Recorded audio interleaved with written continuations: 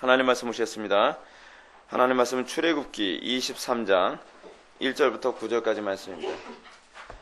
하나님 말씀은 출애굽기 23장 1절부터 9절까지의 말씀, 신약성경 117페이지입니다.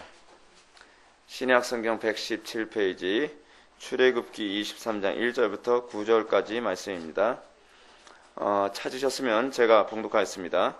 너는 거짓된 풍소를 퍼뜨리지 말며 악인과 연합하여 위증하는 증인이 되지 말며 다수를 따라 악을 행하지 말며 송사에 다수를 따라 부당한 증언을 하지 말며 가난한 자의 송사라고 해서 편벽되이 두둔하지 말지니라.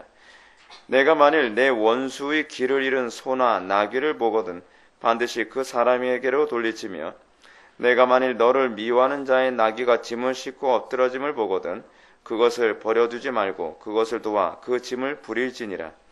너는 가난한 자의 송사라고 정의를 굳게 하지 말며 거짓 일을 멀리하며 무죄한 자와 의로운 자를 죽이지 말라. 나는 악인을 의롭다 하지 않겠노라. 너는 뇌물을 받지 말라. 뇌물은 밝은 자의 눈을 어둡게 하고 의로운 자의 말을 굽게 하느니라. 너는 이방 나그네를 압제하지 말라. 너희가 애굽 땅에서 나그네가 되었은즉 나그네 사정을 아느니라. 아멘. 이 시간은 기독교 강요 제2권 8장 오늘 47항서부터 48항까지 보시도록 하셨습니다. 제9계명 내 이웃에 대하여 거짓 증거하지 말라 라고 하는 부분을 살펴보도록 하겠습니다. 오늘 여러분들이 오늘 살펴본 이 출애굽기 23장 1절부터 9절까지의 말씀은 제9계명에 대한 해설입니다. 이걸 율례라고 합니다. 율례. 그래서 하나님께서는 모세에게 10계명만 제공한 것이 아니라 그 10계명을 어떻게 이해하고 어떻게 해석할 것인가에 관한 그 툴을 그 21장부터 24장까지 24장 몇 절까지인가요? 거기까지 이게 다 이 10계명에 대한 해설이 됩니다. 근데 그 부분 중에서 제9계명의 해설에 관계된 부분이 오늘 본문에 나오는 23장 1절부터 9절까지의 말씀입니다. 근데 여기서 우리가 항상 10계명 중에서 대인계명을 우리가 접근해 들어갈 때 대인계명은 항상 어떤 관점에서 먼저 이해해야 된다 그랬죠? 어떤 율법을 지킨다는 개념으로 이해하면 율법을 이해하는데 상당히 좀 곤란해지게 됩니다. 그래서 우리가 5계명부터 10번째 계명은 항상 하나님께서 우리들에게 어떤 의도로 주셨다 그랬죠? 어떻게 이웃을 사랑할 수 있을까에 관한 부분입니다. 근데 이것은 1차적으로는 우리 마음속에 이웃을 사랑하는 마음이 먼저 전제되고요. 이웃을 사랑하는 마음을 가지고 있는 사람이 소위 이제 꼭 뭐하고 왔냐면 하드웨어는 준비되어 있는데 소프트웨어를 이제 집어넣어야 이게 돌아가지 않습니까? 그러니까 우리가 하나님을 사랑하는 이 하드웨어가 준비된 사람에게 이 소프트웨어가 돌아가는 거예요. 그래서 이 소프트웨어를 돌리기 위해서 어떤 소프트웨어를 두느냐? 이 6번째 계명부터 10번째 계명이 이웃을 사랑하는 마음을 가진 사람이 이웃을 어떻게 사랑할 것인가에 관한 고민의 해결책이 바로 이거예요.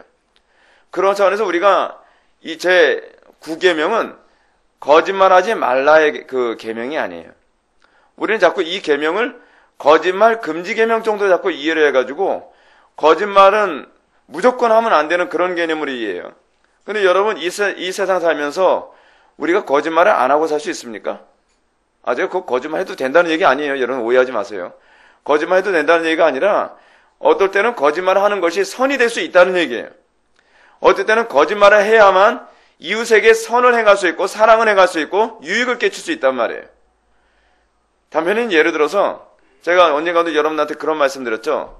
6.25 동란 때 목사님이 인민군 피해서 숨어서 들어왔는데 교인이 이 제9계명이 딱 걸린 거예요. 인민군이 와가지고서 목사도 뭐 어디 갔어? 빨리 말하라 하니까 이 사람은 어떻게 해요? 인민군이 두려운 것도 두려운 거지만 뭐예요? 하나님의 계명에 뭐 하지 말라? 거짓말하지 말라. 거짓말하지 말라 했으니까 어떻게? 믿음으로 하면 되는 거죠. 그렇습니까? 일단은 내가 얘기하고 나서 내가 믿음으로 했으니까 나 하나님 계명 지켰으니까 뒷감당 하나님께서 알아서 해주시겠지. 알아서 해주겠지만 그 목사님 천국 갔을 테니까 뒷감당 알아서 해주겠지만 그게 아니죠.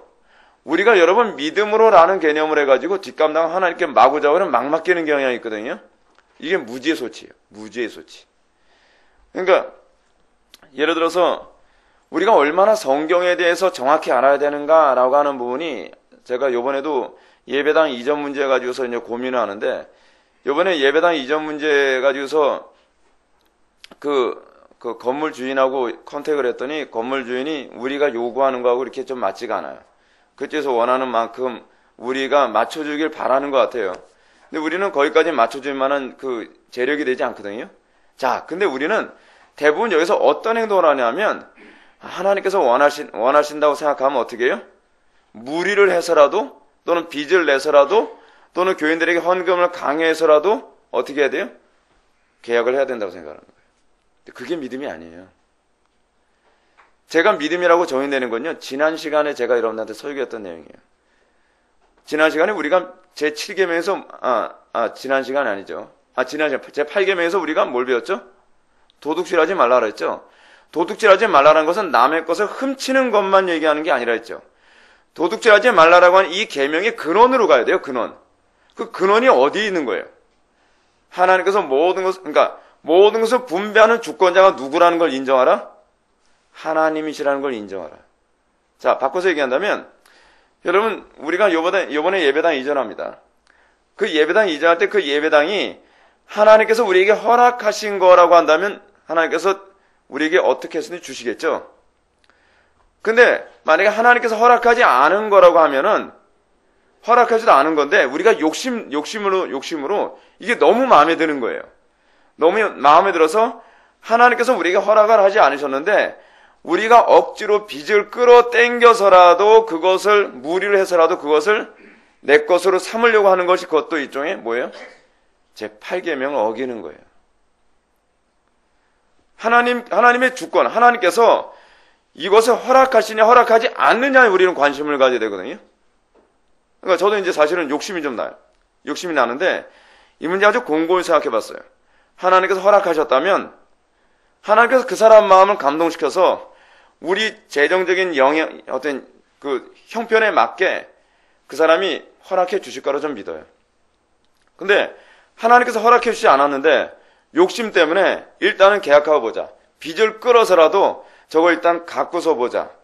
그리고 나서 초토화된 그 교회가 한두 교회가 아닙니다. 왜 그런가? 욕심인 거예요. 모든 것을 분배하시고 모든 것을 허락하신 분이 하나님이시라는 것을 우리가 인정하지 않고 어떻게 해요? 내 욕심대로 하나씩 가져가려고 하는 행위가 이것이 여러분 8계명에 대한 무지 때문에 나타나는 현상이라니까요. 이게 도둑주의가 관련되어 있는 8계명을 어기는 거라는 걸 잘 몰라요. 사람들이. 왜 그렇죠? 복음에 대한 이해, 소위 성경에 대한 이해가 부족하면 이것이 8계명을 어기는 거라는 걸 몰라요. 그래서 제가 여러분한테 말씀드리는 게 이거예요. 분수에 맞게 사는 게 여러분 8계명에 부합하는 거라는 거 여러분 알고 있습니까? 어떤 교회는요, 그게 믿음이라고 생각하는 거예요. 자, 믿음으로 여러분, 일단은 계약하고 봅시다. 그래서 막 빚을 막 5억, 3억을 막 빚을 내요. 은행 융자를 내요. 그리고 막 달러빚까지 막 내는 거예요. 그래서 그거 갚느라고 막 허덕이다가 강단 자동적으로 어떻게 해야 되죠? 헌금 설교 안 할 수가 없어요. 재간이 없어요, 여러분. 제가 그런 목사님들 보면 제가 이해가 가요. 왜냐하면 저는 그런 상황 처해보진 않았지만 정작 이 교회가 휘청휘청하는 상황, 돈 때문에 막 쫓기고 그러면요, 헌금 설교 안 할 수가 없거든요. 이것 때문에 스트레스 받으니까. 근데 그건 출발부터가 잘못된 거죠. 분수에 맞게 움직이는 것이 이것이 뭐예요? 이것이 제8계명이에요. 분수에서 어긋나면 자동적으로 나중에는 어떻게 되냐면 도둑질을 하게 되는 거예요. 여러분, 도둑질하는 사람들의 대부분 특징이 뭔지 아십니까? 분수에 어긋나게 살아서 그래요. 버는 것마다 더 많이 지출하게 되면 자동적으로 어떻게 해요? 불법한 방법을 사용해서라도 어떻게 해요? 돈을 더 많이 벌어야 되는 거 아니에요. 그러면서 이 제8계명을 자꾸 어기는 거예요. 하나님의 분배를 인정할 수 없는 거예요. 그러면 어떻게 자꾸 불평이 나오는 거죠. 왜 누구는 뭐 돈을 많이 주시면서 왜 나에게는 돈을 적게 해주십니까? 이런 얘기가 자꾸 나온단 말이에요. 근데 7계명도 그래요. 9계명도 그래요. 9계명도 우리가 어떻게 이해해야 되냐면 거짓말 하라 하지 말라라고 하는 기계적인 개념으로 이해해야 될 부분이 아니에요. 9계명에서 우리가 정말 관심을 가져야 될 부분이 뭐냐면 내 이웃에 대하여라고 하는 이 대하여라고 하는 이 부분이 이게 사실 이 부분이 번역이 잘 돼야 되는 부분이거든요. 이 계명에서 히브리어로 브레아카라고 하는 히브리어로 브레아카 브레아카라고 하는 그 히브리어는 뭐냐면요. 이웃에게 대항하여. 이웃에게 대항해서 언어를 사용하거나 이웃에게 대항해서 어떻게 하냐면 거짓 증거라는 거예요. 그래서 여러분 23장 1절부터 9절을 보면 거짓말에 주로 초점을 맞추는 것이 아니라 법정에 주로 초점을 맞추고 있어요. 법정에서 다른 이웃을 억울하게 하고. 그래서 여러분 오늘 본문 다시 한번 보세요. 23장 2절 말씀 다시 한번 읽어보시기 바랍니다. 시작.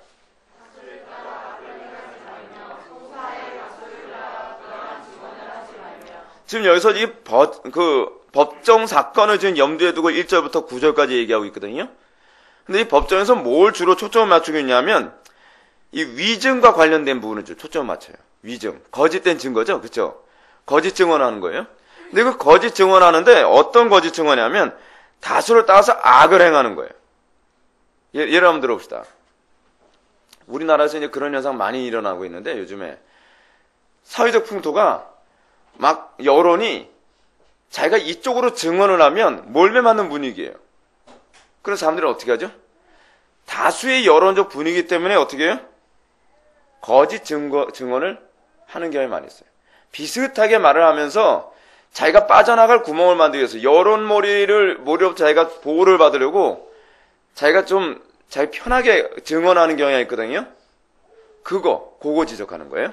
또 하나, 송사의 다수를 따라 부당한 증언하지 말며. 여기서 이제 다수를 얘기해요. 송사라는데 어떤 증언이에요? 부당한 증언하는 거예요. 다수를 따라. 여러분, 정말 믿음 지키기 힘든 때가 어떤 때인지 아십니까? 다수가 다 이쪽이 옳다고 하는데 나 혼자 이것이 옳기 때문에 이게 맞다 틀리다라고 정직하게 말하는 거 이거 굉장히 힘든 일입니다. 이 땅을 살아가면서 여러분 그리스도인이 정말 그리스도인다운 삶을 살기 힘든 이유가 뭐냐면 세상은 주로 악으로 기울어지고 있거든요. 여론이나 사회적 분위기는 악한 쪽으로 기울어져 가는데 우리가 그거 아니야 이쪽이야 라고 자기 혼자 얘기할 수 있는 건 이거는 사랑이 아니면 힘든 일이에요. 마치 죽을 각오하고 증언을 하는 것과 같아요.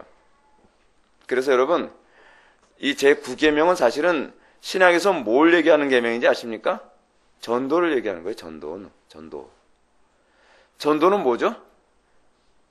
요한계시록에서 교회를 뭐냐면 두 증인이라고 얘기했어요. 증거하는 것이 바로 교회거든요. 뭘 증거하죠? 그리스도를 증거하죠. 근데 교회 산에서 그리스도를 증거하면서 얼마나 많은 사람들이 돌에 맞아 죽고 그리스도를 증거하는 것 때문에 얼마나 많은 사람들이 손해를 보고 그리스도를 증거하는 것 때문에 얼마나 많은 사람들이 핍박을 받았습니까? 사실은 이 계명은요 엄밀한 의미에서 가장 초점을 맞춘 것이 뭐냐면 교회의 증언적 사명, 교회가 복음을 증거하고 교회가 하나님의 영광을 영광 드러낸다는 거에 다 포함하는 거예요. 하나님의 영광을 드러내는 데 있어서 얼마나 사랑을 가지고 복음을 증거해야 되냐고 하는 얘기라고 하는 거예요. 바꿔서 얘기한다면 거짓 증언 중에 무엇이 거짓 증언이냐면요. 복음을 가지고 장사하는 것. 이 고린도전서에서 그 얘기가 나오죠. 고린도전서 한번 보시기 바랍니다. 고린도전서 몇 장인지 제가 다 기억이 잘 안 나는데 고린도후서네요. 고린도후서 2장 17절. 제가 앞부분에서 본 기억이 나는데 잘 안 보이게 됐어요. 고린도후서 2장 17절. 이게 이제 제 9계명과 관련된 부분이에요. 우리는 수많은 사람들처럼 하나님의 말씀을 혼잡하게 하지 아니하고, 이 혼잡하게 한다라면 이 혼잡이 헬라어로 카펠류오라고 하는데, 카펠류오라고 하는 이 헬라어는 뭐냐면 부도덕한 상거래를 얘기하는 거예요. 이거 그 상업적 용어입니다. 상업적 용어. 이게 전문 용어거든요. 왜냐하면 고린도 지역이 그런 것과 관련된 지역이거든요. 근데 지금 사도 바울이 뭘 얘기하는 거예요? 내가 돈벌이를 위해서 복음 가지고 장난치지 않았다는 거예요. 오늘날 한국교회 안에서 이런 일 많이 하지 않습니까? 복음을 사람들 귀에 달콤하게 얘기하면 어떻게 해요? 사람들이 많이 모이죠. 그리고 복음 가지고서 맨날 뭐 하죠? 헌금 많이 해 복 받아. 뭐 이런 거 있잖아요. 11조 많이 해 복 받아. 이게 사실 이게 부당한 상거래거든요. 그래서 이 복음 가지고 부당한 상거래 하듯이 내가 복음 가지고 돈벌이로 쓰지 않았다. 내가 돌에 맞아 죽더라도 내가 복음을 복음되게 전했고, 내가 교인들이 나 때문에 이 복음 때문에 떨어져 나간다 할지라도 나는 복음을 복음되게 전했다. 그 사도 바울이 마지막 때 에베소 교회로부터 에베소 교회로부터 이제 사도 바울이 로마로 가면서 사람들하고 부둥켜 하면서 뭐라 얘기합니까? 내가 복음을 증거하면서 내가 가감없이 너희들에게 복음을 전했다. 이게 사실은 제 9계명과 관련된 부분이에요. 우리는 복음 가지고 뭐예요? 내 이익의 재료로 삼으면 안 돼요. 여러분, 우리가 복음을 증거한다는 건 이거 쉬운 일이 아닙니다. 때로는 여러분 복음 증거 때문에 친구들 떨어져 나갈 때 많이 있어요. 복음 증거하는 건 내가 그리스도인이고 내가 이 복음에 충실한 삶을 사는 것 때문에 부당한 혜택을 경험할 때가 많이 있고 어려움 나갈 때 얼마나 많은지 모릅니다. 저도 이게 복음을 복음되게 전하려고 애를 쓰는 이 문제 때문에 괴로움 나갈 때가 한두 번이 아니에요. 근데 우리는 중요한 게 뭐냐면 우리가 복음 전해서 사람한테 칭찬 듣자는 게 아니에요. 뭐죠? 이 땅에서요?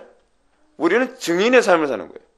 여러분, 증인이 얼마나 힘들고 어려운 일인지 여러분 아시죠? 어떤 사람은 어떤 중요한 살인사건이라든지 정치적인 문제 때문에 증인 잘못 섰다가 때로는 살해당한 사람도 있어요.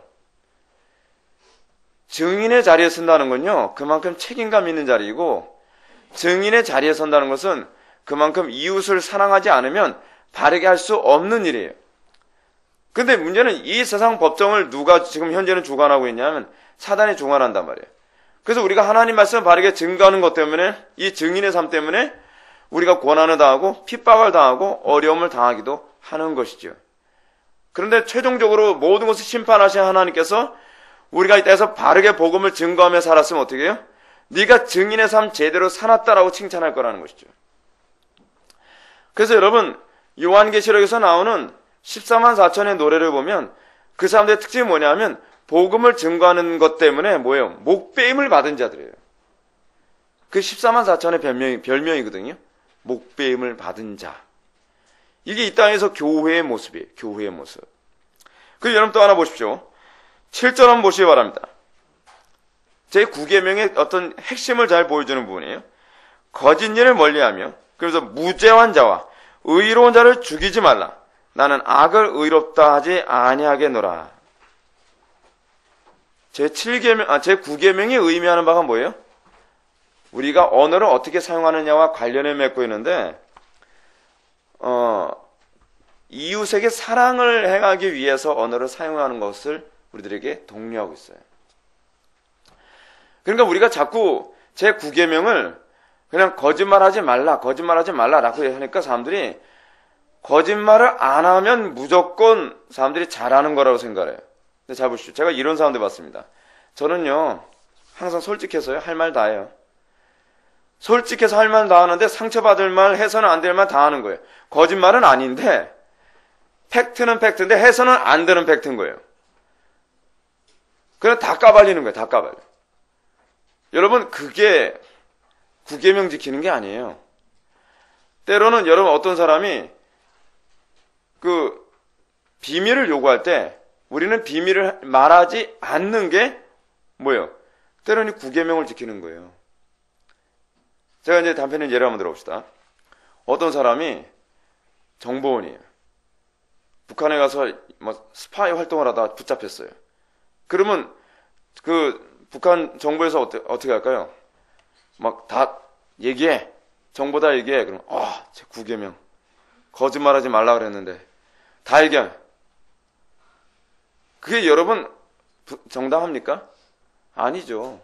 정당하지 않죠. 여러분 이것과 관련해서 여러분 살인하지 말라라고 하는 규례도 여러분 다시 잘 생각해야 될 부분이 있어요. 살인하지 말라 중에서 여러분 뭐가 살인하지 말라에 끼냐면 자살하는 것도 살인행위로 규정되거든요. 근데 예를 들어서 여러분 전에 이승만 대통령이 그랬었다 그러거든요.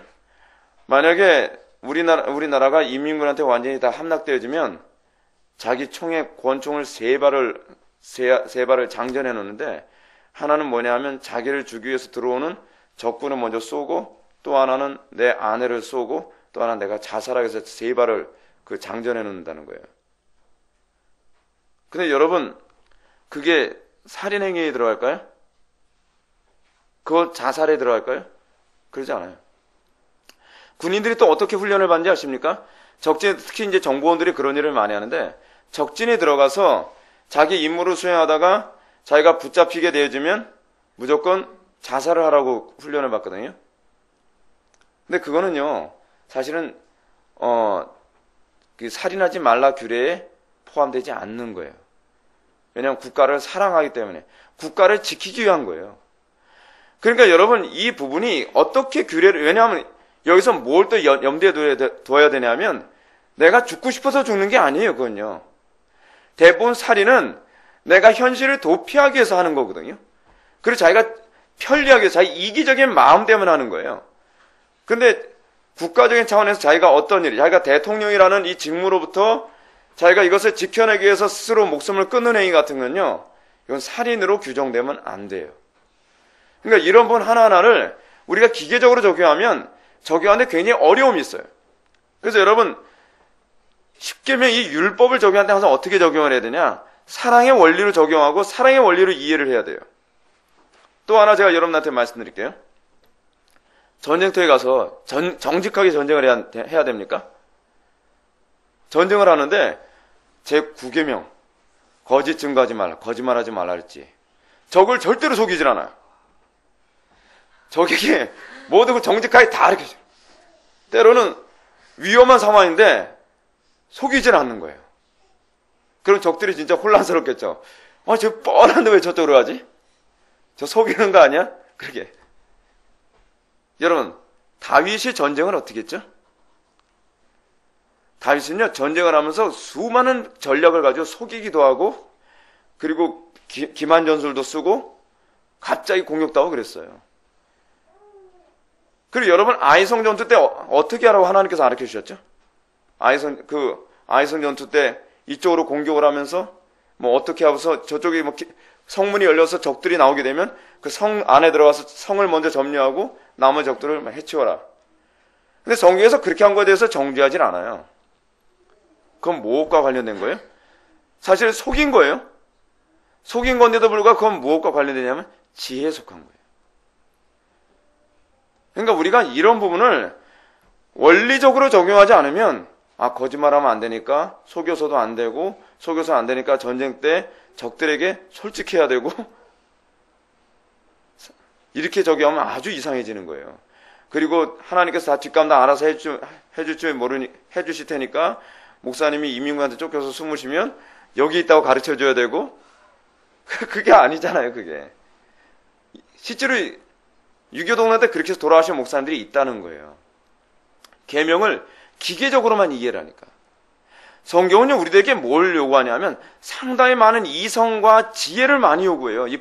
이 계명 하나를 지키게 하기 위해서요. 그것과 관련해서 칼빈이 뭐라고 얘기하나 한번 보시기 바랍니다. 48항을 한번 보시기 바랍니다. 이 계명의 적용이라고 하는 부분을 보시기 바랍니다. 이 계명의 적용이라고 하는 부분 위에서 세 번째 줄 우측 부분, 우리는 다른 사람들의 악행을 찾아서 폭로하는 데서 마치 독약에 묻은 쾌감 같은 것을 느낀다. 우리의 진술들이 거짓이 아닌 경우가 많다는 말로 핑계를 댈 생각을 하지 말자. 이웃의 명예를 거짓으로 훼손하지 말라고 금하시는 하나님께서는 진리가 허용하는 한 우리가 이웃의 명예를 깨끗하게 지켜주기를 원하시는 것이다. 지금 칼빈도 뭘 얘기하고 있죠? 이 계명의 초점이 어디 맞춰져야 되는지 얘기하고 있잖아요. 그렇죠? 이웃의 명예를 지켜주는 거예요. 이 계명이 그저 거짓을 막기 위한 것이긴 하지만 거기에는 우리 이웃의 명예를 보존하기 위해 힘쓸 것을 장려하는 의미가 포함되어 있는 것이다. 무슨 얘기냐면요. 1차적으로는 우리는 이렇게 생각해야 돼요. 거짓말하면 안 돼요. 이건 틀림없는 사실이에요. 좋은 의도든 나쁜 의도든 최대한 우리는 거짓말해서는 안 돼요. 왜 그러냐? 거짓말이 반복되면 그 사람을 신뢰할 수가 없어요. 그리고 거짓말이 반복되면 그 공동체가 신뢰가 다 깨져버려요. 그렇기 때문에 이 거짓말하지 말라라고 하는 것과 관련해서 우리는 적용을 굉장히 다양하게 해야 되는데 그 중에 하나는 뭐냐면 시간 약속이에요. 그러니까 우리가 안 믿는 사람들이건 믿는 사람들이건 우리 그리스도인이 다른 사람들을 접했을 때 다른 사람들이 거짓말하지 말라라고 하는 것과 관련해서 우리가 어떻게 이해되어져야 되냐면 그리스도인들은 어느 누구에게든지 신뢰할 만한 사람이 되어야 한다는 얘기예요. 근데 우리가 거짓말을 이럴 땐 거짓말하고 이럴 땐 거짓말 안 하고 왔다 갔다 하게 되면 같은 공동체 안에서도 신뢰할 수가 없는 거죠. 그 중에 하나가 뭐냐면 시간 약속이에요. 그래서 우리 애들한테 웬만하면 매를 안 드는데 시간 약속 안 지킬 때는 매를 들어요. 왜냐하면 시간 약속 안 지키면 그만큼 뭐예요? 신뢰하기가 힘든 사람이 돼버리는 거예요. 약속은 지키도록 해야 되거든요. 그래서 애들과 저와의 관계 안에서도 애들하고 저하고 약속을 하면 할 수 있는 한 반드시 지키려고 애를 써요. 근데 반드시 지키긴 힘들지만 반드시 지키려고 애를 쓰는 이유가 뭐냐면 아이들과 나와의 관계에서 신뢰하는 관계가 된다는 거거든요. 그게 제 9계명이에요. 9계명. 안 믿는 사람들이 기독교인들을 신뢰하지 못하게 만든 경우가 얼마나 많은지 몰라요. 돈 거래 아주 안 좋은 경우 많이 있고요. 시간 약속도 잘 안 지키고요. 그리고 뭐 어떤 걸 약속을 했는데 그 약속을 잘 안 지키게 되면 9계명이에요. 9계명을 안 지키는 거예요. 자, 이 개념과 관련해서 아까 제가 여러분한테 이렇게 한번 얘기해 볼까요? 어떤 그리스도인 군인을 적진에 침투시켰는데 정부에서 이 사람을 신뢰할 수가 없어요. 거짓말 안 한답시고 정보를 다 풀질 않나? 그러면 이거는 뭐가 돼버리는 거죠? 9계명을 어기게 돼버리는 거예요. 그리스도인은요, 아버지의 거룩함처럼 우리도 거룩해야 되거든요.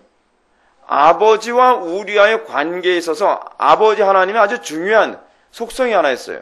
뭐냐, 믿부심이에요. 믿부심. 믿부심이 무슨 얘기죠? 이쁘다는 얘기가 아니죠.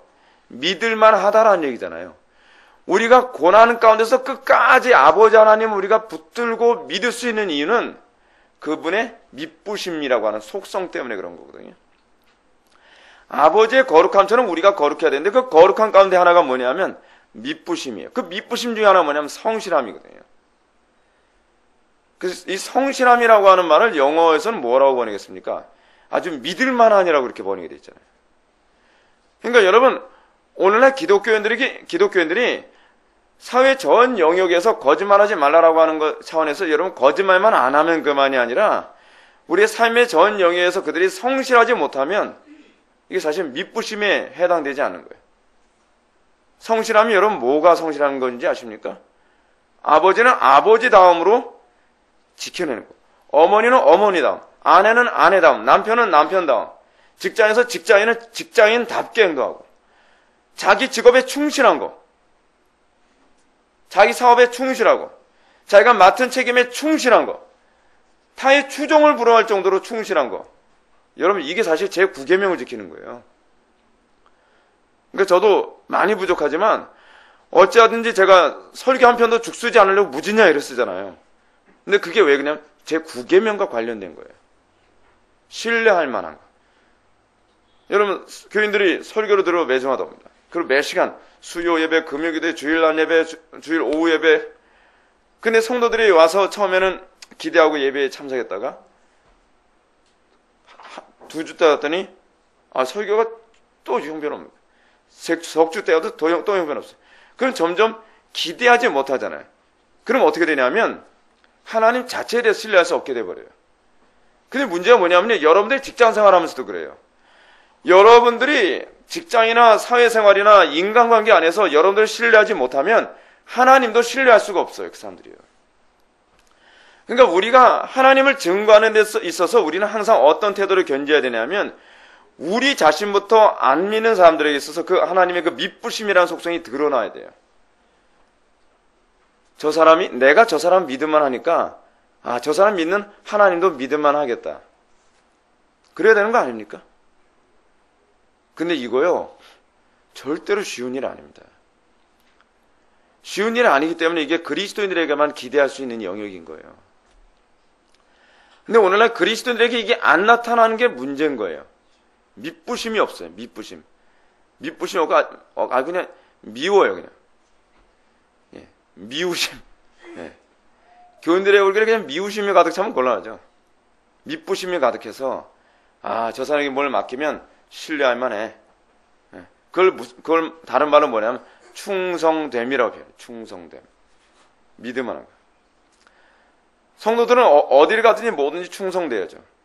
자, 이번에 우리 지체들 이 신년 특강 준비하면서 하는 이런 모습도 보면서도 참 기특하고 아름다운 게 뭐냐면 그 충성됨. 뭐 하나도 이렇게 빈틈없이 일을 처리하기 위해서 최선을 다하는 그 모습. 사실은 공동체 안에 전체가 이제 그런 모습 안에 가득하면서 이게 소위 미쁘심이라고 하는 하나님의 속성이 드러나게 되는 거거든요. 구계명이에요, 구계명. 그러니까 여러분, 교회 안에 이 10개의 계명에 충실한 모습이 가득할 때 그것이 하나님의 나라 아니겠습니까? 그것이 하나님의 통치가 임하는 거죠. 그러면서 여러분들 보게 되면 이 계명이 그저 거짓을 막기 위한 것이긴 하지만 거기에는 우리 이웃의 명예를 보존하기 위해 힘쓰는 것을 장려하는 의미도 포함되어 있는 것이다. 하나님께서 이처럼 이 일에 관심을 갖고 계신다는 사실만으로도 우리는 분발하여 이웃의 명예를 안전하게 지키려고 힘써야 할 것이다. 칼빈은 여기서 이 계명을 이웃의 명예를 지키는 그 개념까지 더 확장해서 적용하고 있습니다. 여러분, 이 부분과 이제 관련해서 우리가 좀 더 이제 생각해야 될 게, 참된 증거가 얼마나 중요한 사랑의 도구가 되는가라고 하는 부분도 한번 좀 생각하시기 바랍니다. 여러분, 하나의 공동체가 결속력을 갖는 건요, 서로가 서로를 신뢰할 수 있을 때 결속력이 생깁니다. 특히 그리스도의 공동체일수록요, 이 결속력은 굉장히 중요하거든요. 근데 그리스도의 공동체 안에서 이 결속력이라고 하는 것은 성도들 한 명 한 명의 충성됨과 미쁘심이 그 안에 가득 차야 돼요. 이제 우리 교회가 이제 가지고 있는 또 장점 중에 하나 뭐냐면, 뭐 예배 때 이제 주일 예배 같은 경우는 지각자가 한 명도 없잖아요. 근데 여러분, 이게요 대단한 게 아니라 이게 당연한 거여야 돼요. 한국 교회 안에서요. 어느 교회를 가든지, 대한민국 전국 어느 교회를 가든지 지각자가 한 명도 없다. 놀라워가 아니에요. 당연한 거여야 돼요. 왜냐하면 그게 하나님의 영광이니까. 하나님의 영광이니까. 근데 교회 안에서 아무것도 신뢰할 수가 없어요. 시간 약속부터 안 지킬 뿐만 아니라 뭘 약속하고 나서 그걸 깨뜨릴 때가 다반사고. 그러니까 제가 여러분한테 그런 거 말씀드리지 않습니까? 우리 교회 안에서 제가 이제 목회를 하면서 항상 요즘 많이 느낀 게 뭐냐면, 우리 서약식하고 그 교회 등록을 하잖아요. 근데 서약식하고 등록을 했으면 우리는 어떻게 해야 되죠? 어떻게 해야지 그 서약한 걸 지키려고 애를 써야 되잖아요. 근데 서약식 할 때는 반드시 지키겠다고 사인까지 해놓고 나서 우리나라 사람들이 이런 게 있어요. 약속을 안 지키는 걸 아무런 자책감 같은 걸 못 느껴요. 상황에 따라서 달라질 수도 있다는 거예요. 여러분, 상황에 따라서 달라질 수 있는 게 아니에요. 여러분, 약속은요. 하나님께서 상황에 따라서 우리하고 약속을 달라지게 한다면 여러분, 어떻게 하나님을 믿을 수 있겠습니까? 상황이 달라지면 그때 여러분들 해야 될 게 뭐냐면 지혜를 사용하는 거예요. 그 약속을 지키기 위해서 내가 어떻게 지혜를 사용할 것인가. 그래야 되는 거 아닙니까? 근데 우리는 서약까지 하고 들어오고 난 다음에 그때마다 감정이 안 좋으면 약속 안 지키고, 상황이 안 좋으면 약속 안 지키고, 형편이 안 좋으면 약속 안 지키고, 그렇지 않으면 여건이 안 좋으면 약속을 안 지키려고 들어요. 여러분, 그거는요 그리스도의 공동체로서의 모습이 아니에요. 여러분, 특히 이제 기독교는요 무엇이 중요하냐면 언약을 통해서 생겨진 게 기독교거든요. 언약이라는 것을 가장 중요시 여기는 존재들이 기독교예요. 여러분, 기독교의 언약은 하나님과 우리와의 쌍방간의 언약이거든요. 근데 이게 재미있는 게 있어요. 여러분, 우리는 하나님 말씀대로 살 수 있어요, 없어요? 없죠. 근데 하나님께서 약속하신 그 언약에 충실해요, 안 충실해요? 하나님 충실하죠. 근데 우리는 어떻게 충실해요, 불충실해요? 불충실하죠. 근데 재미있는 게 있어요. 그러면 원래 언약이 성립이 안 되거든요. 창세기 15장에서 봉신조약이 나오거든요. 다른 말로 횃불 언약이라고 돼요. 그게 무슨 얘기냐면, 한쪽에서 언약을 파기하면 언약을 파기하지 않은 한쪽은 언약을 파기한 그쪽을 진멸시키겠다는 약속이에요. 근데 하나님께서 놀라운 게 뭐냐면요, 우리가 그 언약 가운데 들어가잖아요. 그럼 그 언약을 지킬 수 있도록 우리 속에 누가 오시냐면 그리스도의 영이 와요. 그렇죠? 그게 뭐예요? 그게 바로 중생사건이거든요. 중생 사건은 우리가 하나님의 말씀대로 사는데 어떻게 사냐 하면요, 죽도록 충성하는 마음으로 바뀌어버리는 거예요. 그래서 교회에서 안에서 보게 되면 그 고난 가운데에서도 끝까지 믿음을 지키려고 애를 쓰잖아요. 하나님과 맺은 약속을 지키기 위해서 고난과 어려움과 그걸 다 극복해내잖아요. 감내하잖아요. 그래서 로마서 8장 맨 마지막 절에서 무슨 얘기합니까? 누가 우리를 그리스도의 사랑에서 끊으리오라고 얘기하잖아요. 환난이나 질고나 적신이나, 적신이 무슨 얘기냐면 어둠의 영, 사단을 얘기하는 거거든요. 세상에 그 어떤 것도 우리를 그리스도의 사랑에서 끊을 수 없느니라. 그에겐 우리가 막 살아도 하나님은 너무 자비로우셔서 우리를 구원해 주신다는 그런 얘기가 아니에요. 우리가 그리스도를 사랑하는 마음이 어찌나 큰지 우리가 그리스도를 사랑하는 마음에서 우리를 떼낼 수가 없다는 거예요. 어떤 것도 이간질 시키지 못한다는 거예요. 우리는 끝까지 그 사랑 때문에 하나님의 말씀을 살기 위해서 어떻게 해요? 그 사람들이 여러분 히브리서 보게 되면 고난이나 질고나 고통도 다 극복하잖아요. 근데 그것은 우리 힘으로 극복하는 게 아니거든요. 성령께서 우리로 그걸 할 수 있도록 힘을 주시죠. 그게 뭐예요? 성도의 견인이거든요. 성도의 견인. 그것이 믿음이 있으면 그것이. 근데 그 믿음이 어떤 믿음이냐? 하나님과 맺은 언약을 지키는 거예요. 하나님과 어떤 언약을 맺었죠? 결혼 언약을 맺은 거죠. 순결 언약. 그렇죠? 그래서 예전에 예수 믿기 전에는 우상 숭배하는 거 아무렇지도 않게 하나님과 관계를 틀어버리는 걸 아무렇지도 않게 생각했지만 예수 믿고 난 이후에는 그렇지가 않는 거예요. 예수 믿고 난 이유는 어떻게 해요? 하나님의 말씀을 살지 않은 것. 그래서 여러분들 마음에 거듭나면 나타나는 현상이 있어요. 예전에는 아무렇지도 않게 죄를 저질렀던 것이 이제는 어떻게 조금이라도 하나님의 말씀에 부합해 살지 않으면 그것 때문에 가슴이 아픈 거예요. 내가 더 거룩하게 살지 못했다는 것 때문에. 그 무슨 얘기냐면 내가 순결을 더 온전히 지키지 못한 것 때문에 안타까워하는 거예요. 우리가 구원받는 건요, 천국 가는 문제가 아니라 하나님을 사랑하는 마음이 생긴 거거든요. 하나님을 사랑하는 마음 때문에, 그 사랑 때문에 어떻게 해요? 여러분 사랑하게 되면 어떻게 됩니까? 조금이라도 더 내가 순결을 지키지 못한 것 때문에 안타까워하는 거 아니겠습니까?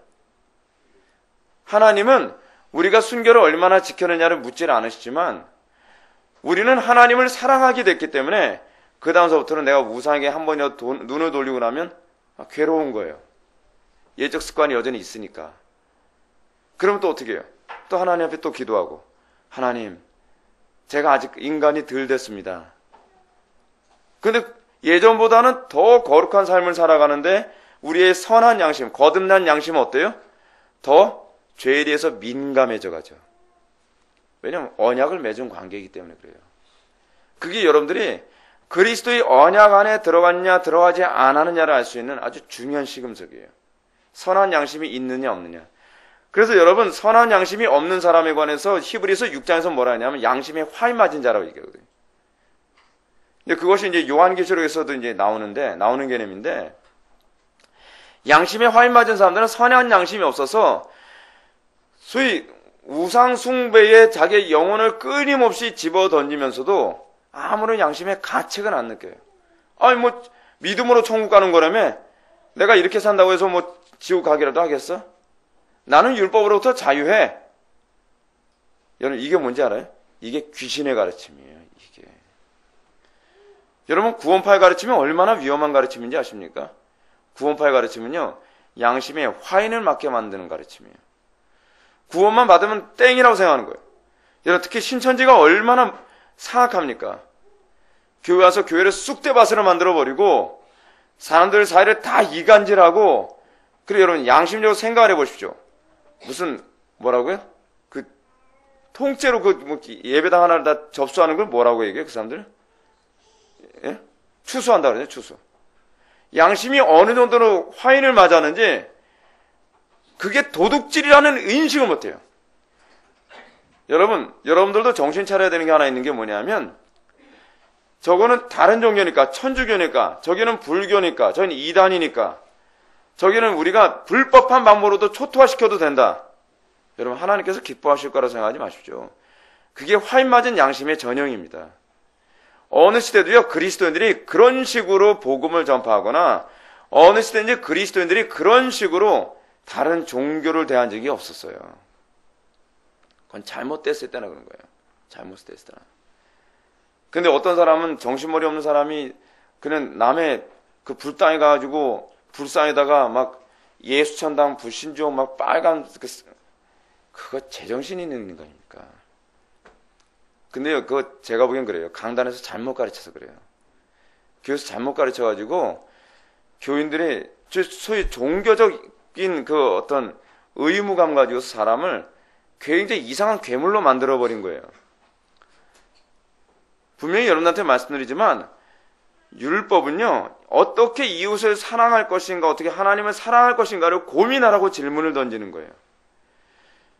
여러분들이 정말 여러분의 신앙의 수준은 뭐로 결정되어지냐면 하나의 계명을 어느 정도로 깊이 있게 묵상하고 적용하느냐가 여러분들의 영적 수준이에요. 어떤 사람은 기껏해야 제 9계명 하나 가지고서 거짓말하지 말라 그랬지. 이건요, 초등학생들 적용 수준이에요. 초등학생 적용 수준. 초등학생들한테 거짓말하지 말라고 가르치잖아요. 근데 나이 40 먹어도 거짓말하지 말라로 이걸 9계명을 그렇게 이해하면 이거 참 곤란한 거 아닙니까? 좀 확대 적용할 수 있는 좀 섬세함과 깊이가 있어야죠. 확대 중에서 어떻게 해요? 성실함도 거짓말하지 말라라고 하는 거짓 증거하지 말라죠.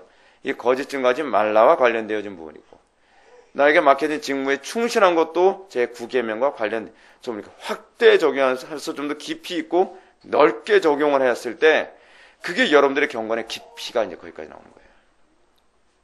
청교도들이 위대한 게 거기 있는 거예요. 청교도들은요, 하나의 계명을 묵상하면서, 여러분 이건 아무리 묵상해도 그 깊이는요 점점점 깊어지지 끝이 없어요. 다윗이 그래서 시편 1편에서 뭐라고 얘기하죠? 주의 율법을 즐거워요. 왜 즐거워하죠? 이웃을 어떻게 사랑해야 되는지를 율법이 잘 가르쳐 주니까. 나는 이웃을 정말 사랑하고픈데 어떻게 사랑해야 될지 율법이 너무나 잘 얘기해 주니까 어떻게 해요? 주야로 묵상을 한다. 그러면서 이 율법을 어떻게 묵상해? 묵상의 핵심은 적용이거든요. 내일 우리가 또 그 얘기하겠지만 어떻게 이 율법을 더 넓고 깊이 있게 폭넓게 더 많은 사람들에게 적용할 것인가를 고민하는 거거든요. 왜 이 고민이 나오냐면 우린 다양한 유형의 사람들을 만나거든요. 그래서 어떤 사람에게는 이 계명이 적용되는 사람이 있는가 하면 어떤 사람은 적용되지 않는 사람이 있어요. 그거는 이 계명을 굉장히 깊이 있게 묵상해야만 이걸 어떻게 적용해야 될지 이게 고민이 되는 거예요. 적용을 단순하게 해버리면 전쟁터에 가서 정직하게 싸워야 된다는 소리가 나온다니까요. 우리 대대장님은 기독교인이라고 하면서 전략을 하면서 적을 속이재. 이게 말이 되는 거예요. 저 사람 사입이 기독교인 아니야. 이게 얼마나 사고가 얕으면 그러냔 말이에요. 그죠? 때로는 부모님한테 여러분 거짓말하지 말라라고 하니 이걸 묵상을 엉터리 해가지고서 여러분 어떤 자매가 너무 뚱뚱해가지고 몸무게가 한 102kg 정도 나가요. 굉장히 고민을 많이 하고 있는 거예요. 근데 나 요즘 운동을 해서 좀 살 좀 뺀 것 같은데 어떻게 보여? 그런데 너 여전히 뚱뚱해. 난 성경대로 사는 거야. 거짓말하지 말라 그랬으니까. 그렇게 하면 되겠습니까? 어떻게 얘기해야 되죠? 복스러워요. 이렇게 얘기하든지. 아니 이게 거짓말이 아니죠. 네. 상처를 주면 안 되는 거잖아요. 얼굴 좋아졌네. 이렇게 얘기하든지. 하여간 그건 여러분들의 지혜를 거기다 동원해야 되는 거죠. 그렇죠?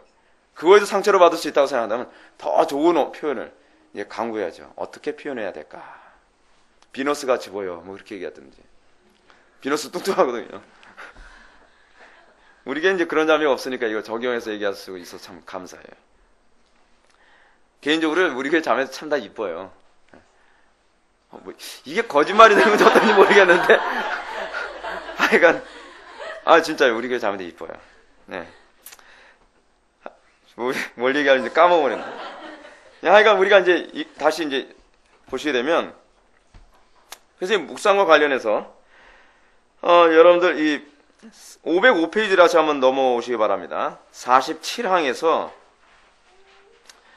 밑에서 하나, 둘, 셋, 넷, 다섯, 여섯, 일곱, 여덟, 아홉, 10번째 줄을 한번 보시기 바랍니다. 우리는 언제나 이 계명이 여러 가지 악행 중에서 특별히 추악한 한 가지 악행을 구체적인 사례로 꼬집어 언급하고, 자 보십시오. 이게 묵상하는 방식입니다. 특별히 추악한 한 가지 악행을 구체적인 사례로 꼬집어서 언급하고 그 나머지 악행들을 그것과 동일한 범주소에 집어넣고 있다는 점을 고려해야 한다라고 얘기합니다. 이를 좀 더 확대시켜서 이웃을 부당하게 해치는 비방과 중상도 여기에 포함시키는 것이 적절한 것 같다. 칼빈이 지금 뭘 얘기하죠? 어떻게 이 계명에 포함시켜서 좀 더 넓게 적용할 것인가를 계속 고민하는 거예요. 그래서 이것에 관하여 우리에게 더욱더 정확하게 잘 알려주기 위한 것이, 제가 여러분한테 그 말씀 드렸죠. 이 구약 성경에서 역사서는 율법이 역사 안에서 어떻게 적용되어지고 어떻게 이것이 이해되어지며 하나님께서 이 계명에 의해서 어떻게 축복하고 저주하셨는가를 구체적으로 다 보여주신 사건이에요. 역사라고 하는 시간 세계 안에서 하나님께서 실제로 인격적으로 그들의 삶 가운데 어떻게 적용하여 징계도 하시고 또 복을 주시기도 했는가를 그대로 기록한 것이 역사서거든요. 그래서 여호수아서, 그리고 사사기, 룻기, 사무엘서, 사무엘상하, 역대상하, 그런 열왕기상하, 이런 것들은 십계명을 어떻게 이해해야 될 것인가를 역사 안에서 이해할 수 있게 하는 거예요. 거기서 뭘 얘기하는 거예요? 거짓말이 어떻게 하나님께서 싫어하신가도 나오고요. 또 거짓말 중에서 어떤 것이 거짓말이 아닌 유형으로도 들어가는가. 그것과 관련해서 여러분 뭐가 나오죠? 역사서에서 라합 사건도 거기에 포함되는 거예요. 기생 라합은 어떻게 했죠? 거짓말했잖아요. 어떻게 거짓말해요? 믿음을 가지고서 여기 있어요 가르쳐주고 하나님께서 살려줄 수 좀 믿습니다 그래야 되는 거 아니에요? 근데 히브리서 기자는 기생 라합을 뭐라요? 믿음으로 행했다라고 얘기하고 있어요. 그러나 중요한 것이 뭐냐면 성경 어디에도 의도가 좋았지만 거짓말했다는 행위 자체에 대해서 긍정적으로 표현한 구절은 없어요. 그 얘기는 무슨 얘기냐면 믿음으로 행했다라고 하는 것은 사실 사랑을 행했다는 차원에서는 점수를 주지만 그럼에도 불구하고 거짓말이라고 하는 영역은 결코 환영할 수 있는 영역이 아니라는 걸 우리들에게 얘기해 주는 거예요. 그러니까 여러분, 우리가 인간관계 안에서도 선한 의도에서지만 거짓말을 자꾸 반복하게 되면 그 사람은 신뢰하기 힘들어지는 건 사실이거든요. 그러니까 우리가 이 언어를 사용하는 데 있어서도 되도록이면은 거짓말을 하지 않고 선을 행하는 방법을 찾는 것도 뭐예요? 지혜예요. 지혜. 근데 때로는 어떤 거짓말은요, 침묵도 거짓말일 때도 있거든요. 그러니까 우리가 정말 많이, 그래서 제가 여러분한테 신앙생활 하면서 권하고 싶은 게 뭐냐면 많이 지혜로워져야 돼요. 그리고 묵상이 많아져야 돼요. 예수 믿는다고 하면서 사고가 깊지 못하면 그리스도인다운 모습을 지닐 수가 없어요. 여러분, 사도 바울이, 그러니까 고린도 전서를 기록할 당시에 고린도 전서에는 고린도 전서 맞네요. 고린도 전서에는 고린도 교회로부터 여러 가지 몇 개의 질문이 이렇게 주어진 거예요. 근데 여러분, 사도 바울이 고린도 전서를 기록한 거 보면 너무 기가 막히고 명쾌하게 기록하고 있지 않습니까? 그게 사도 바울의 묵상의 수준인 거예요. 이들에게 덕을 끼치기 위해서 어떻게 해야 될 것인가? 그래서 소속 문제, 여러분 5장에 소속 문제가 나오잖아요. 교회 안에서 소속 문제. 그리고 4장에서 교회 안에 부도덕의 문제. 그리고 뭐 여러 가지 교회 안에서의 분열의 문제. 그래서 뭐 바울파, 아볼로파, 게바파 뭐 이런 분열의 문제. 그리고 고린도전서 12장에서는 은사에 관한 문제, 13장에서는 사랑에 관한 문제, 14장에서는 방언에 관한 문제, 예언에 관한 문제를 이렇게 쭉 언급하고 있잖아요. 근데 그 기록한 것을 가만히 보면 사도 바울이 얼마나 깊이 있게 묵상하고 고민했는지가 보여요. 단순히 성령의 영감이라고 끝나는 문제가 아니에요. 이게 무슨 얘기냐면 오늘날 기독교인들이 어떤 문제가 발생했을 때 깊이 있게 사고해야 된다는 것을 우리에게 잘 보여줘요. 우리는 너무 얄팍하게 생각하고 모든 일을 처리하려고 하거든요. 교회 안에서 또는 부부간에 또는 자녀들과의 관계 안에서 또는 동료 신자들과의 관계 안에서 교회 안에 일어나는 수많은 문제들에 관해서 기도하고 생각하고 기도하고 생각하고 묵상하면서 과연 하나님께서 원하시는 가장 최적의 선택이 무엇인가를 고민하는 거죠. 예를 들어서 제가 요번에 예배당 이전 문제에 관해서 제가 여러분들한테 이렇게 말씀드리는 것도 이 부분을 제가 제 8계명을 적용해서 제가 여러분들한테 말씀드리고 있잖아요. 이건 뭐라고요? 도둑질할 것인가? 하지 않을 것인가에 관한 하나님의 분배를 인정해서 우리가 욕심을 버리고 이것보다 못하더라도 하나님께서 허락하신 것을 우리가 취할 것인가? 그렇지 않으면 하나님께서 허락하지 않으셨더라도 저거를 일단 쥐고서 봐야 되겠다라고 생각할 것인가에 관한 문제. 그게 사실은 8계명을 적용하는 문제거든요. 그러니 여러분 10계명이 얼마나 중요합니까? 여러분 그래서 제가 다시 한번 말씀드리지만 한국 사회 안에서 지금 이 8계명이 많이 무너져가지고요. 분수에 지나치게 사는 사람들이 굉장히 많이 있어요. 요즘 우리나라에서 그런 얘기도 있지 않습니까? 집은 없는데 차는 고급차 타고 다니는 사람들이 많잖아요. 옛날에 제가 10정도 저쪽에 살 때 그랬어요. 그 청소부 아저씨였는데요. 자기 집도 없는 분이에요. 근데 집은 차는 그 당시에 가장 좋은 차를 그 당시엔 차가 별로 없는 시대였거든요. 저희 동네에요. 제가 초등학교 때는 택시 타보는 게 소원이었어요. 택시를 딱 타면 택시 안에서 그 차 냄새 있잖아요. 그거 너무 좋은 거예요. 승희 자sen 이런 냄새가 나는구나. 차를 어느 정도 강도로 닫아야 되는지도 몰랐어요. 그래서 한 번은 너무 세게 닫아가지고 혼난 적도 있었어요. 근데 그 집에서는 그 동네에서 가난한 집인데 차는 그 아저씨니까 맨날 아침에 일어나면 차 닦는 것만 맨날 보여요. 분수에 지나친 거죠. 그게 몇 계명이에요? 사실 그게 8계명을 어기는 거예요. 근데 오늘날 목사님들 중에서도 그런 분들이 많다 그래요. 교회는 여전히 전세다 월세다 그런다고 하는데 차는 에쿠스 제니시스 그런 차를 타고 가려고 합니다. 저는 그것도 도둑질이라고 봐요. 제가 보기에는. 왜냐하면 그런 유형의 차를 타고 다니려면 누구에게 이걸 강요해야 되죠? 교인들에게 헌금을 강요해야 된단 말이에요. 틀림없어요. 제가 그냥 부흥강사 한번 또 떠들고 돌아간 거예요. 여러분들 교인들이 이렇게 많은데 말이에요. 지금 목사님이 제가 보니까 티코 타고 다니시더만. 그래서 되겠어요, 여러분? 헌금하시오. 눈 감아. 1000만 원 헌금할 사람서부터 시작해야죠. 그거요. 하나님 앞에 가면 한 대 맞으십니다. 그렇게 하면 안 돼요. 그렇게 하면 안 돼요. 하여간 어쨌든 간에 우리가 정말 이 묵상을 깊이 있게 하는 법을 우리가 좀 많이 터득해야만 합니다. 그리고 또 하나 출애굽기 아까 23장 8절에 보면 도둑질과 관련해서 또 무슨 얘기가 나오냐면요. 거짓증과 관련해서 뭘 얘기하냐면 뇌물도 금지하고 있습니다. 뇌물을 통해서 어떻게 해요? 사람의 말을 굽게 만들어요. 그래서 이건 굉장히 큰 죄악이에요. 요번에 대한항공사 부사장이 입건되지 않았습니까? 구속됐죠. 구속됐는데 이 문제가 더 커진 게 뭐냐면 자꾸 이 죄를 덮기 위해서 뇌물을 쓴다든지 그런 문제가 자꾸 발생한 거예요. 근데 여러분 우리 그리스도인들은 그런 거 하면 안 돼요. 그런 거 하면 안 된다고 했을 때 사람들이 이런 얘기하죠. 목사님 현실을 너무 모르시나 본데요.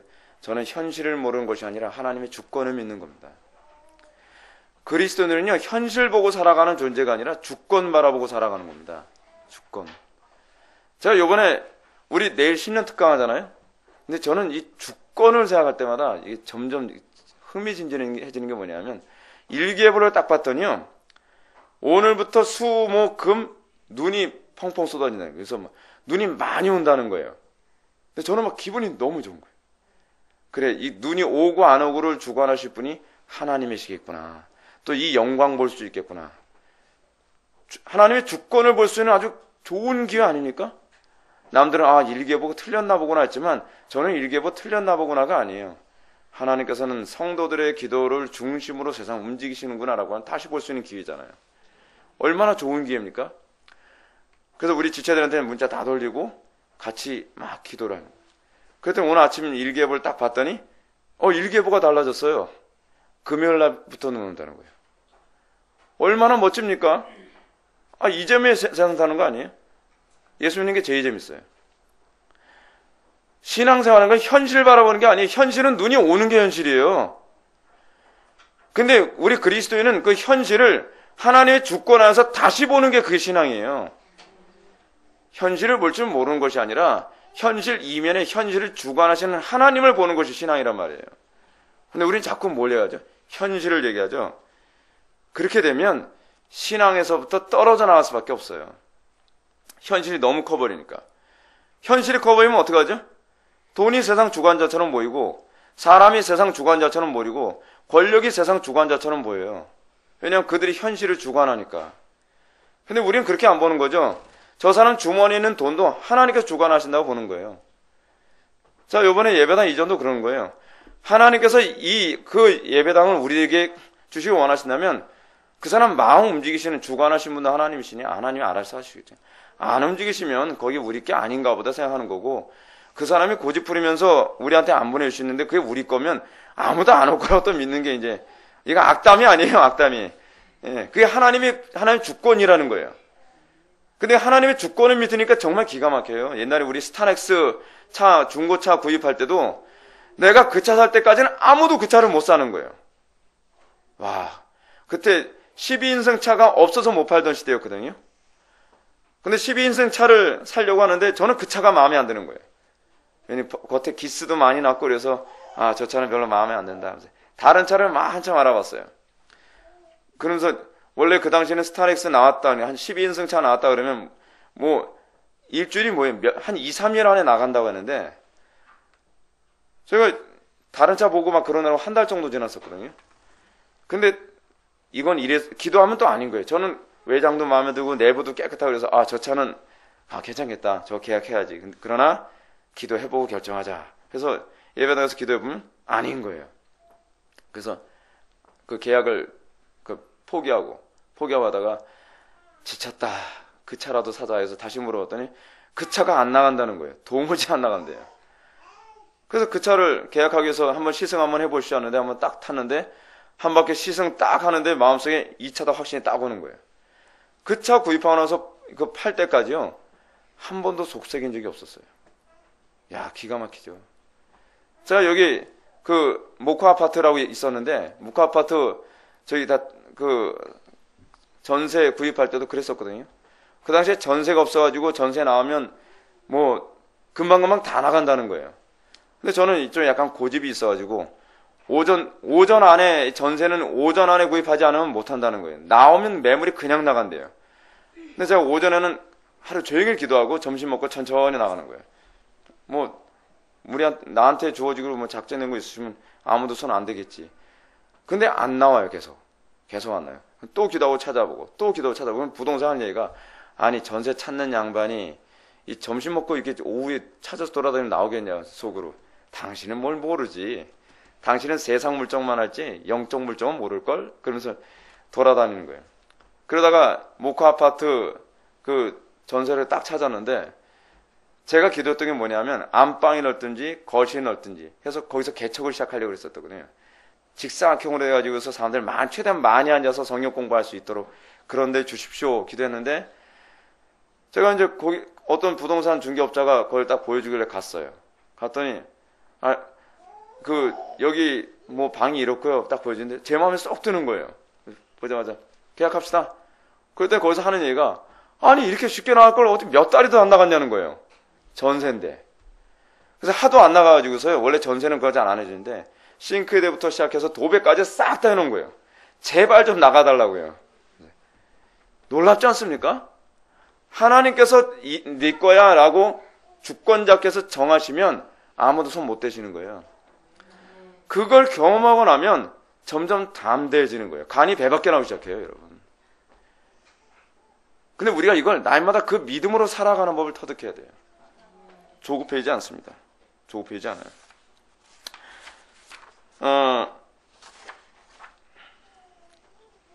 우리가 한 가지만 이제 살펴보고 이제 마치겠습니다. 뭐냐면 마태복음 5장 15절 말씀 한번 보시기 바랍니다. 마태복음 5장 14절 말씀. 마태복음 5장 14절 말씀 보면 너희는 세상의 빛이라 라고 하는 이 표현이 나옵니다. 여러분, 여기서 빛이라고 하는 부분은요, 소위 계시를 표현하는 방식이거든요. 신약에서 계시를 얘기할 때 빛이라는 표현으로 많이 얘기를 해요. 성도가 어떤 존재인가? 성도는 하나님을, 영광을 정확하게 증거하도록 부름받은 존재예요. 그러니까 우리는 자꾸 성도를 어떻게 정의를 내리죠? 천당 가는 존재, 너네들 지옥 가지, 우린 천국 간다, 이렇게 생각하는 존재를 이해하잖아요. 그게 아니라 성도란 어두운 세상에 하나님의 빛을 받아서 반사하여 어두운 세상을 밝히는 존재로 우리가 부름받은 존재예요. 그래서 성도의 성도됨과 항상 관련해서 뭘 우리들에게 직무를 하나님께 지적을 하시냐면, 너희가 이 땅을 살아가면서 나를 어떻게 드러내느냐고 하는 문제가 하나님과 우리의 관계의 심판과 축복의 문제로 적용이 되어져요. 여러분, 우리가 이 땅에 사랑을 베푸는 것 중에서 가장 큰 사랑이 뭔지 아십니까? 하나님의 영광을 정확하게 드러내는 거예요. 세상 사람들은 그것 때문에, 하나님의 영광을 정확하게 드러나는 것 때문에 우리를 악한 자라고 비방하기도 하죠. 베드로전서에서 얘기하는 것처럼. 그러나 하나님의 영광을 그대로 드러내는 것, 여러분, 하나님의 영광을 그대로 드러내는 건요, 착하기만 해가서는 되지 않습니다. 하나님의 영광을 드러내는 문제는 때로는요, 공과 사를 정확하게 선을 긋는 문제도 거기에 포함되어져요. 때로는 악을 악이라고 얘기할 수도 있어야 되고, 그리고 때로는 어떤 분에서는요, 악과 대립하여 싸우기도 해야 돼요. 그리스도인이 때로는 논쟁하는 자리에 있게 되기도 해요. 진리를 지켜내기 위해서 전쟁을 선포해야 될 때도 있어요. 예수님께서 뭐라고 말씀하시죠? 내가 세상에 화평을 주러 온 줄로 생각하지 말라. 화평이 아니요 검을 주러 왔노라. 내가 분쟁케로 왔도다. 근데 그게 또한 사랑일 수도 있어요. 우리가 이 땅에서 사랑을 한다는 건요, 쉬운 거 아닙니다. 여러분, 사랑 요즘 너무 쉽게 생각하지 않습니까? 뭐 해달라는 거 다 해주면 부모가 애들 사랑하는 거라고 생각하잖아요. 그건 1차원적인 사랑이고요. 정말 사랑은 뭡니까? 저는 사랑은요, 항상 여러분들에게 이렇게 말씀드리고 싶어요. 사랑은 신중함이 밑바탕에 깔려 있어야만 전 사랑이라고 봐요. 신중함 없이 무턱대고 행동하는 것 때문에 지금 나라 꼴이 개판입니다. 여러분, 부모가 자녀들한테 어떻게 사랑을 표현하죠? 과연 이것이 사랑이 될 수 있을까? 이것이 내가 사랑하는 내 자녀들에게 정말 이 아이들한테 유익이 되는 걸 하는 건가? 깊이 있게 생각해보고 신중해야 되잖아요. 제가요, 얼마나 요즘 부모들이 사랑이 없는지를 제가 단편적으로 본 사건이 있었어요. 제가 집에 갔다가 가는 길에 보면 베이커리가 하나 있거든요. 빵집이 하나 있는데, 빵집에서 이제 사람들이 그 빵을 이렇게 사기 위해서 이제 서 있고 그래요. 근데 애기 엄마가 애기를 이제 앞에다 이제 안고, 그래서 이제 빵을 사려고 이제 한 계단 위에 딱 올라서서 이제 그 빵 계산하고 뭐 빵 고르고 그러고 있는데, 그 아빠가 뒤에서 담배를 피는 거예요. 담배를 딱 피는데, 어느 쪽에 담배를 피냐면요, 애를 앞으로 안고 있는데 애가 이쪽으로 얼굴을 내밀고 있거든요. 이쪽 방향으로 담배를 품어요. 얼마나 신중하지 못한지 애가 있는 그대로 담배를 다 마시는 거예요. 담배 연기를. 근데 그 아빠는 아무 생각 없이 그냥 얼굴이 이쪽으로 하고 있으니까 후 하면 애는 얼굴인데 바로 옆으로 담배 연기가 다 지나가거든요. 근데 문제는 뭐냐, 그 엄마도 정신이 없어요. 그렇게 되면 남편 보면, 여보 어디에다 지금 담배 연기를 뿜는 거예요? 라고 얘기하든지. 그렇지 않으면 애를 다른 쪽으로 이렇게 해야 되는데, 그 엄마도 아무 생각 없이 그냥 빵 사는 데만 연연인 거예요. 담배 연기 냄새 안 날 수가 없거든요. 과연 그게 사랑인가요? 저는 오늘날 정말 사랑 못하는 시대에 제가 살고 있다고 봐요. 이 시대 사람들은요. 신중하지 않아요. 교회 안에서도 여러분 사랑하는 방법은요, 각자가 다 신중해야 돼요. 여러분, 우리는 매사에 이걸 선택하는 것이 아이들한테 유익한가? 이걸 선택하는 게 아이들한테 유익한가? 이렇게 하는 것이 내 가정의 유익인가? 이걸 선택하는 게 내 가정의 유익인가? 이걸 이렇게 하는 것이 남편에게 유익인가? 아내에게 유익인가? 우리는 모든 관계에서 사랑은요, 신중함과 또 묵상과 그리고 적용이라고 하는 방법을 계속 반복해야 되거든요. 근데 우리는 무턱대고 행동해요. 아무렇게나 행동해요. 근데 그 파괴력이 너무 커요. 지나고 나서 보면 교회가 쑥대밭되어 있고요. 사회가 쑥대밭되어 있고 가정이 쑥대밭되어 있어요. 왜냐하면 거기까지 생각을 안 한 거예요. 당장 생각나는 대로 닥치는 대로 한 거예요. 내키는 대로. 사랑요, 쉬운 거 아닙니다. 여러분, 하나님의 신적 작정이라고 하는 것과 관련해서 조직신화에서 아주 좀 흥미로운 얘기가 나오는데, 김양기 교수님도 설교하실 때 그 말씀을 잠깐 언급하셨는데 뭐냐면, 하나님께서는 창세 이전에 성부와 성자가 계약을 맺었어요. 그 계약이 뭐냐면, 성자께서 성부와 내가 저 죄인들을 위해서 내가 죽고 내가 헌신하였다는 계약을 맺으신 거예요. 창세전에 하나님께서 얼마나 신중하셨는지 몰라요. 그냥 무턱대고 생각나는 대로 창조하셨을 거라고 생각하지 마십시오. 하나님의 신중함이 그 정도라고 한다면 하나님의 선택과 유기라고 하는 그 작정이 우리는 무턱대고 하나님이 생각나는 대로 한 거라고 생각하면 그건 오산입니다. 하나님 누구는 선택하고 누구는 유기하십니까? 그건 너무한 거 아닙니까? 우리가 보기엔 너무하죠. 근데 저는 제가 분명히 한 가지 확신한 게 있어요. 하나님은 지혜로우시고 사랑이 많으시고 신중하신 분이시기 때문에 결코 불합리하거나 맹목적이라거나 충동적으로 그걸 결정하신 분은 결코 아니시라는 사실입니다. 현상만 가지고 하나님을 오해하지 맙시다. 그리고 우리가 정말 이 하나님의 사랑 가운데 우리가 거한 존재라고 한다면 우리에게 더 많이 나타나야 되는 것이 뭐냐면 신중함이에요. 신중함. 그럴 때에라야만 우리가 더 사랑다운 사랑을 할 수 있는 그런 공동체가 될 거라는 것을 믿으시기 바랍니다. 그리고 마지막으로 제가 하나 광고하겠습니다. 책이 나왔습니다. 이 책에 대한 광고는 우리 교회 성도들을 위한 광고가 아니라 이 동영상을 볼 사람들을 위한 광고입니다. 예, 책이 아주 잘 나왔어요. 예, 우리 지체들이 정말 고생 많이 했고요. 종이질도 너무 좋고 하나하나가 정말 이 디자인도 너무너무 잘 돼 있어요. 아주 정말 너무 잘 돼 있어요. 그래서 여러분들 다른 많은 사람들한테 좀 이렇게 홍보를 해서 더 많은 이 책을 좀 구입할 수 있게 됐으면 좋겠고요. 이 책은 정말 제가 이 책 나오기 정말 바랬던 것 중 하나는 뭐냐면 신앙의 고민을 갖고 있는 부분에 관해서 하나씩 해답을 주기 위해서 사실 탄생한 책이거든요. 그래서 제가 학원이 빨리 나왔으면 좋겠어요. 그러니까 상권과 학원이 하나의 짝을 이뤄가면서 성도들 신앙생활에 고민되어지는 부분 하나하나를 이 책이 정말 후련하게 사람들에게 이제 좀 도움을 줄 수 있는 그런 책으로 잘 쓰여졌으면 좋겠습니다. 여러분들 생각날 때마다 이 책을 위해서도 기도를 좀 많이 해주시기 바랍니다. 다 같이 기도하시겠습니다. 사랑이 많으신 하나님 아버지, 우리가 이 거짓 증거하지 말라라고 하는 이 9계명을 통해서 우리가 이 계명을 지킨다는 것이 얼마나 많은 지혜를 필요로 하며 얼마나 많은 묵상을 필요로 하고 얼마나 우리가 신중함을 필요로 하는지 다시 한번 생각하게 되었습니다. 아버지 하나님, 우리가 이 계명을 더욱더 충실하게 지킬 수 있게 하여 주시고 이것을 통해서 하나님을 사랑하고 이웃을 사랑함을 더욱더 선명하게 드러낼 수 있는 우리 그리스도인들 될 수 있도록 은혜 베풀어 주옵소서. 예수님의 거룩하신 이름으로 기도 올렵나이다. 아멘.